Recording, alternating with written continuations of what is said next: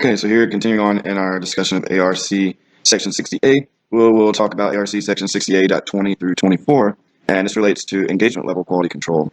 In an earlier video, we looked high level at the firm level quality control, but now we're going to take a look at the trees instead of the forest.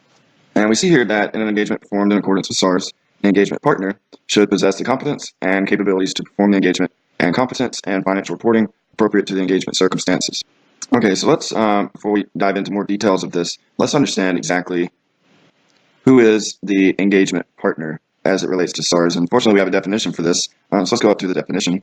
Okay, so here we have the definition of engagement partner, and it says the partner or other person in the firm who is responsible for the engagement and its performance and for the report that is issued on behalf of the firm, and who, when required, has the appropriate authority from a professional, legal, or regulatory body. So it says here that this engagement partner doesn't necessarily have to be an owner of the firm. I suppose it could be an employee, but the main quality is that they have the appropriate authority from the professional, legal, or regulatory body. So, for instance, maybe the State Board of Accountancy. This person is registered with the board to be able to issue audit reports and be responsible for them. If that person is the engagement partner, then they are responsible for this engagement, its performance, and for the report that's issued on behalf of the firm. So now we understand who this engagement partner is and how his responsibilities are fairly important. We can go back down to the section and see specifically what are his responsibilities and how can he go about fulfilling them. Okay, so now we're back in the requirements. And so to reiterate this number 20 here, the engagement partner has to be competent, and he has to be have the capability to perform the engagement, and the competence and financial reporting as well. So basically from this, the engagement partner needs to know what he's doing. In addition, the engagement partner has to take a responsibility for the following items. He has to take responsibility for the overall quality of each engagement that he is assigned to. He has to take responsibility for the direction, supervision, planning, and performance of the engagement in compliance with professional standards and applicable legal and regulatory requirements. He has to take responsibility for the engagement, or for the accountant's report being appropriate in the circumstances. And he has to take responsibility for the engagement being performed in accordance with the firm's quality control policies and procedures, which we discussed in a prior video. But that would include being satisfied that we followed the acceptance and continuance procedures, and that the conclusions we reached were appropriate when deciding to accept or continue an engagement. And that includes whether we think that management lacks integrity. When he is making sure the engagement was performed in accordance with our quality control policies and procedures, he also needs to be satisfied that the engagement team has the appropriate competence and capabilities to perform the engagement, and that they have the appropriate expertise in financial reporting.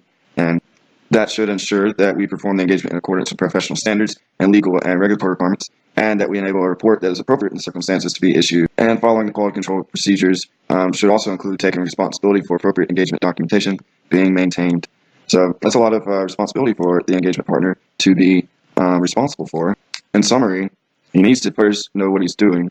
He needs to make sure that the engagement was performed with quality, so good work there. He also needs to supervise all aspects of the engagement to make sure they're in compliance with the standards. He needs to make sure that we issue the correct accounting report, and he also needs to make sure that our quality control procedures were followed in relation to client acceptance and continuance, as well as managing the engagement team, and ultimately documenting the engagement appropriately. And so we have a lot of explanatory material sections here as it relates to the engagement partner's responsibilities. So let's go down to these sections and get some more color on how the engagement partner should comply with this section. So it's at A39 through A45, it looks like. Okay, so now we're down in the explanatory material section. And so first it says, within the context of the firm's system of quality control, the engagement teams have a responsibility to implement quality control procedures applicable to the engagement and to provide the firm with relevant information to enable the functioning of that part of the firm's system of quality control relating to independence. So since the engagement partner is responsible for the quality of the engagement, then he's also responsible for ensuring that the engagement team follows these procedures to ensure that our engagement team is independent in relation to this particular engagement that the partner is running.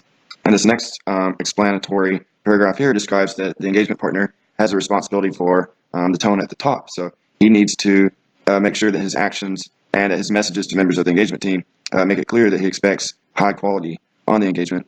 And so that means that his actions and his messages should emphasize the importance of performing work that complies with professional standards and regulatory and legal requirements, and complying with the firm's quality control policies and procedures, and issuing the report for the engagement that's appropriate, and the engagement team's ability to raise concerns without fear of reprisal. So basically through his actions and his messages to the engagement team, he needs to make sure that the engagement team knows and finds these items are important, and that they need to make sure these happen.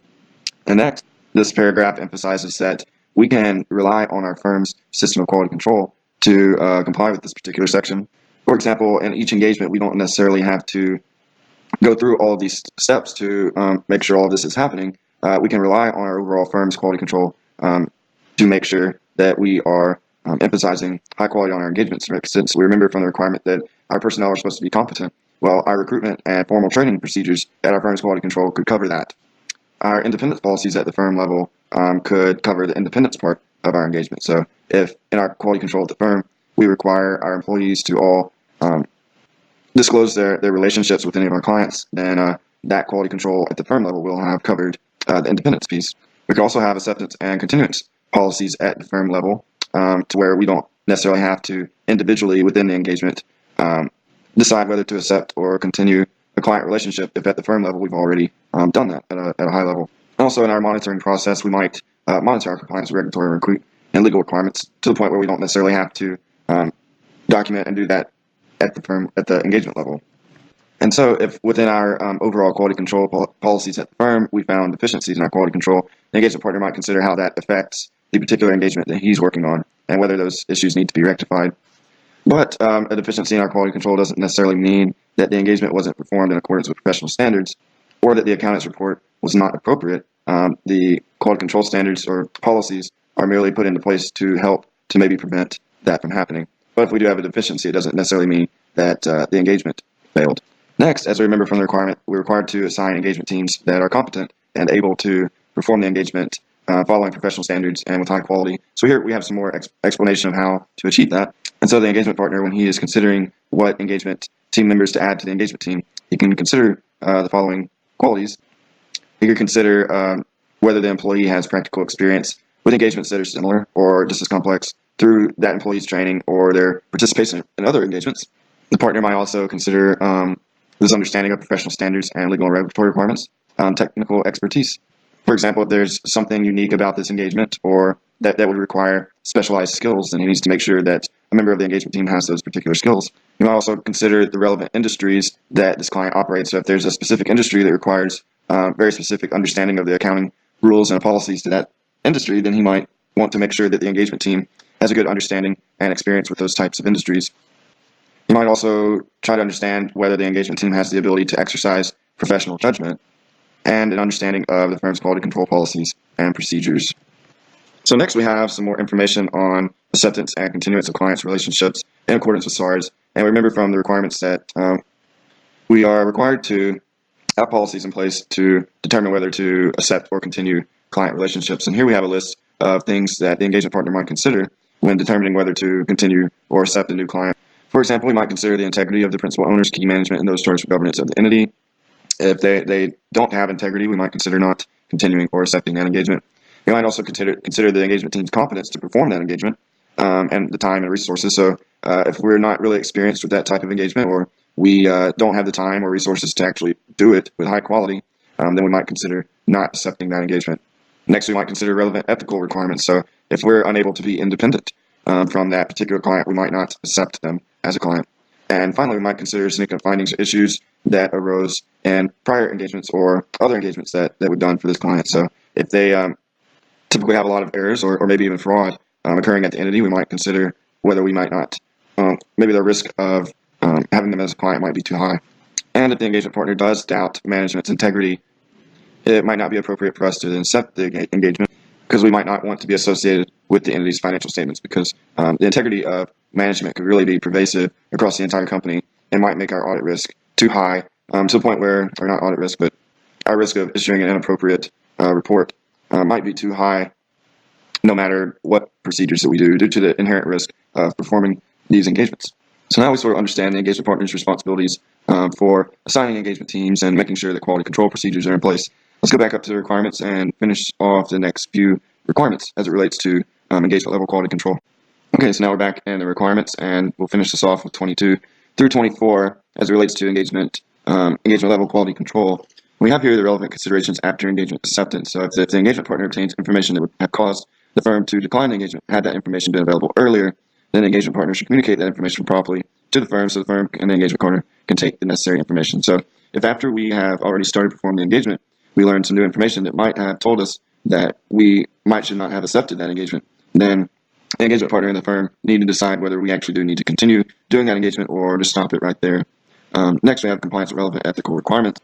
And here, this just tells us that the engagement partner needs to be alert to ethical requirements and whether or not we're complying with those requirements throughout the entire tenure of the engagement. And our ethical requirements are described in more detail in an earlier video that we did, but we don't just need to assess our compliance with ethical requirements at the beginning of the engagement. The engagement partner needs to make sure that we're complying with those requirements throughout the entire engagement. And finally, we have a section on monitoring the engagement level quality control. And so this tells us that the engagement partner needs to stay in the know about the firm's monitoring process as it relates to the firm's quality control. So if there are any deficiencies that were noted in the firm's monitoring process, or whenever they were monitoring our quality control, if they found any deficiencies, he needs to know about those and then understand whether those deficiencies could potentially relate to matters within the engagement that he's managing, and then take appropriate actions if so.